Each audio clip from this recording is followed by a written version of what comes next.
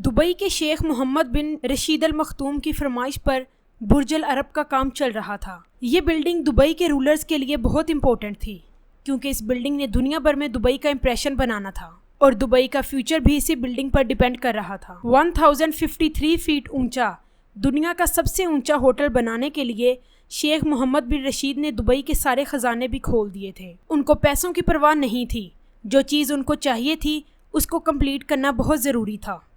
مسئلہ یہ نہیں تھا کہ دنیا کا سب سے بڑا ہوٹل بنانا ہے، بلکہ مسئلہ یہ تھا کہ دنیا کا سب سے بڑا ہوٹل پانی کے اوپر بنانا تھا۔ دبئی کے کنسٹرکشن ورکرز نے دن رات ایک کر کے دبئی کے ساحل سے 1300 فیٹ کے فاصلے پر پتھروں کی مدد سے ایک آئی لینڈ تو بنا لیا، لیکن جب کنسٹرکشن کا کام شروع ہونے لگا تو ایک ایسا واقعہ پیش آیا جس نے ان تمام لوگوں کی نیندیں ہی اڑا دی۔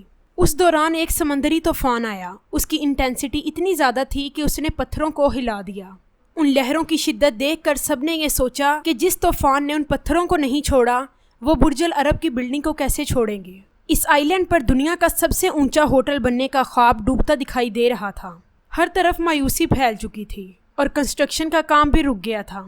اسی دوران دبئی کے ایک انجینئر نے ایسا مشورہ دیا کہ چاہے جتنی بھی شدت سے طوفان آئے، آئی لینڈ فولاد بن کر کھڑا رہے گا۔ دبئی کے ساحل پر کھڑی یہ سب سے اونچی بلڈنگ برج العرب، جس کو ہم ڈریم پیلیس آف دبئی کے نام سے بھی جانتے ہیں، 321 فیٹ لمبا یہ دنیا کا سب سے اونچا ہوٹل ہے، جس پر 7,500 کروڑ روپے کا خرچہ ہوا۔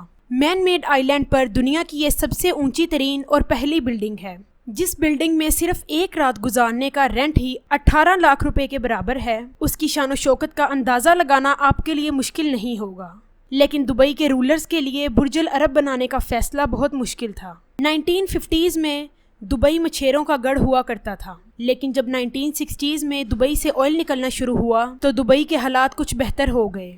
جہاں انہیں آئل نکلنے کی خوشی ملی، ادھر ہی انہیں ایک بری خبر بھی ملی۔ جیولوجسٹ نے بتایا کہ دبئی سے نکلنے والا آئل صرف 2016 تک ہی چل سکتا ہے، مطلب کہ دبئی کے پاس صرف 2016 تک کا ٹائم تھا۔ اس کے بعد ان کے سروائیول کا کوئی ذریعہ نہیں تھا۔ شیخ محمد بن رشید چاہتے تھے کہ دبئی کو ایک ٹورسٹ سپورٹ بنایا جائے، لیکن آخر یہ ممکن کیسے ہوتا، کیونکہ اس وقت دبئی کے پاس صرف 3 ایسٹس تھے، سن، سی اور سینڈ۔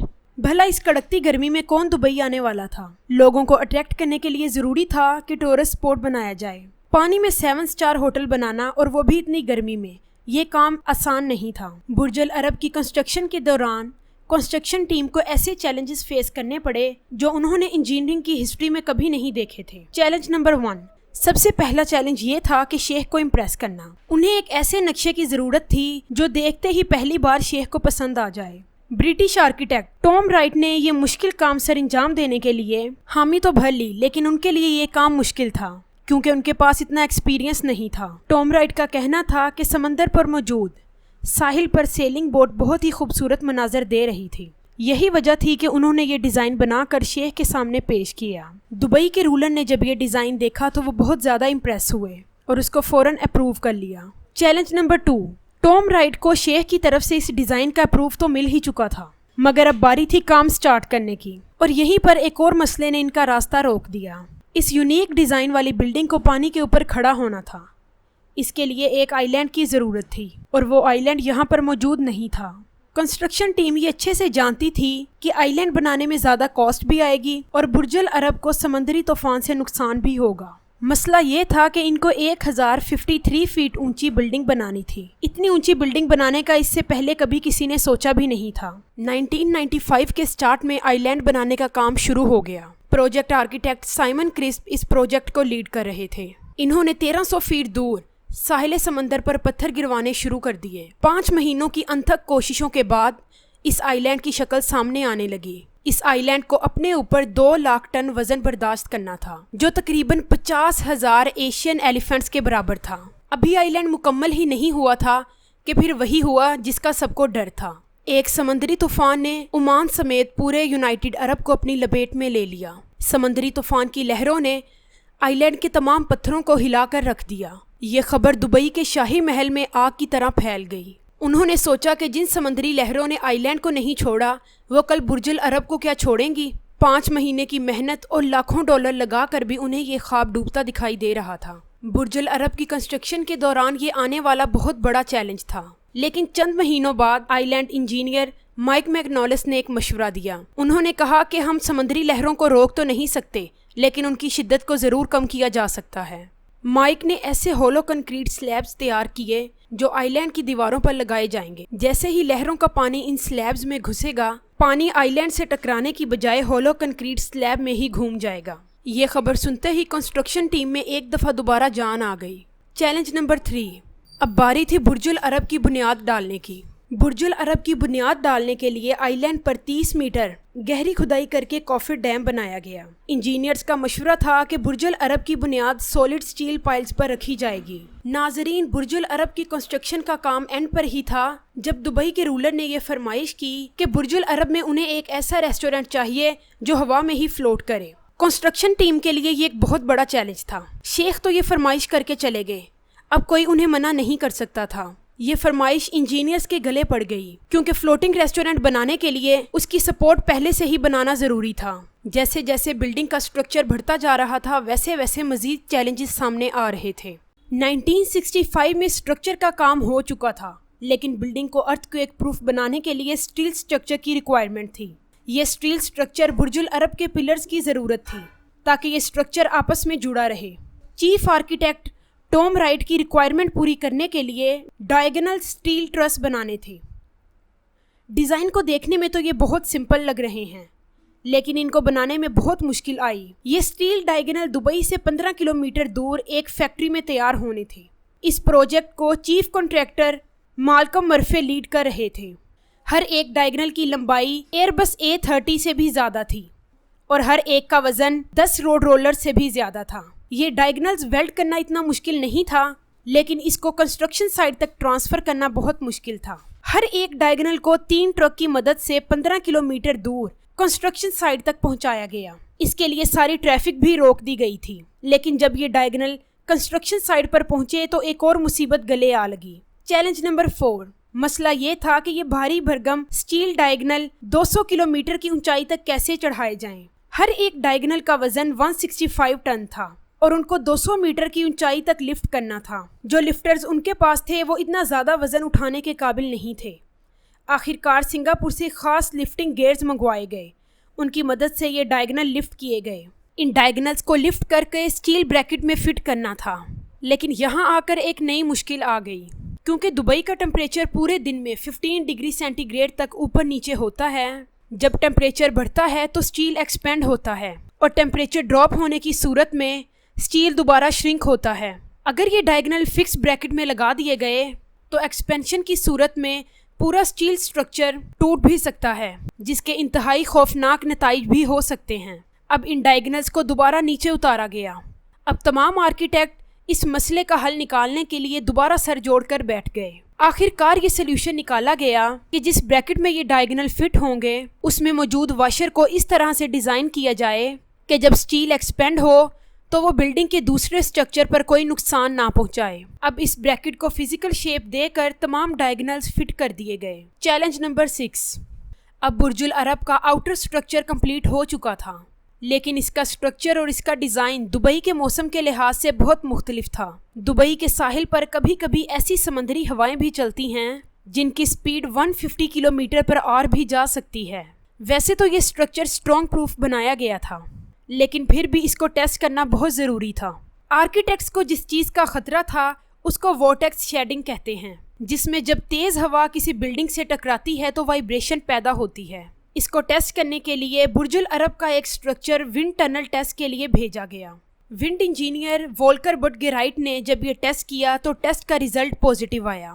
اس کا مطلب یہ تھا کہ تیز ہواؤں کے دوران برج العرب کا سٹرکچر وائبریٹ کرے گا، جو انتہائی خوفناک سچویشن کو دعوت دے سکتا ہے۔ ونڈ انجینئر نے ایک مشورہ دیا جس میں بلڈنگ کا ڈیزائن چینج کرنا بہت ضروری تھا، جبکہ ٹام رائٹ کا کہنا تھا کہ ڈیزائن چینج کرنے سے بلڈنگ کی خوبصورتی کم ہو جائے گی، لہٰذا اب کچھ ایسا کرنا تھا جس سے بلڈنگ کا سٹرکچر بھی چینج نہ ہو اور وورٹیکس شیڈنگ سے بھی چھٹکارا مل جائے۔ لیکن اس کا ایک اور سلیوشن بھی تھا جس سے یہ مسئلہ حل کیا جا سکتا تھا، وہ تھا ٹیونڈ ماس ڈیمپر۔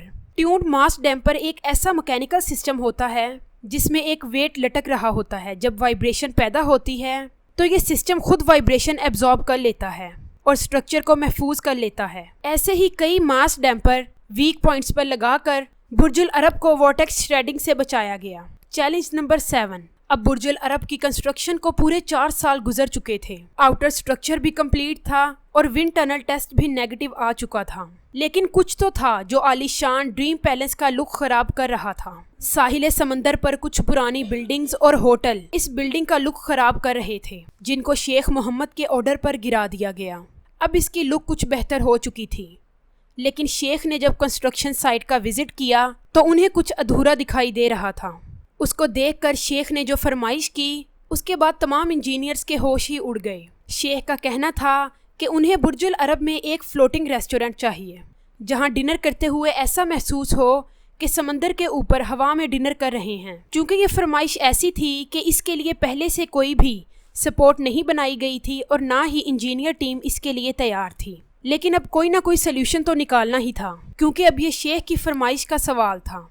ये फरमाइश पूरी करना आर्किटेक्ट्स के लिए बहुत मुश्किल था। इस काम को सर अंजाम देने के लिए आर्किटेक्ट्स को दोबारा अपनी लिमिट क्रॉस करना पड़ी। कई महीनों की कोशिशों के बाद आखिरकार एक डिज़ाइन तैयार किया गया, जिसमें बुर्जुल अरब की कंक्रीट कोर में स्टील ब्रैकेट्स लगाए गए और फिर इसमें 10 मोटी बीम्स डाली गई। इस बीम्स के ऊपर लोहे का स्ट्रक्चर बनाया गया। बुर्जुल अरब का ये फ्लोटिंग होटल इंजीनियर्स की हिस्ट्री में एक बहुत मुश्किल तरीन चैलेंज है।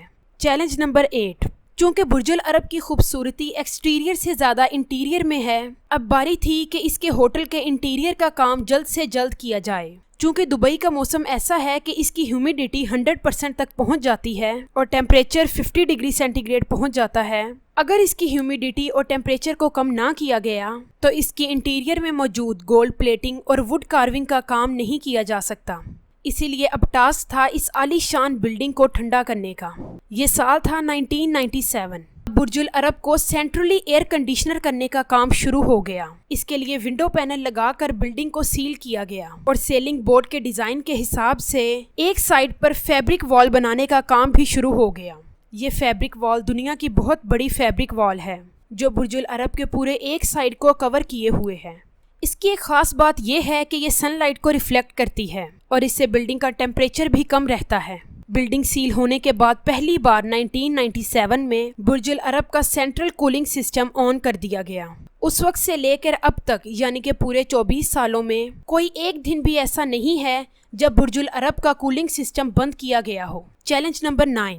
दिन रात की मेहनत के बाद बुर्जुल अरब इंटीरियर डिज़ाइनिंग के लिए बिल्कुल तैयार था। इंटीरियर डिज़ाइनर का काम मशहूर डिज़ाइनर ख्वान चौ ने करना था, जो वर्ल्ड क्लास डिज़ाइनिंग की माहिर तरीन डिज़ाइनर हैं।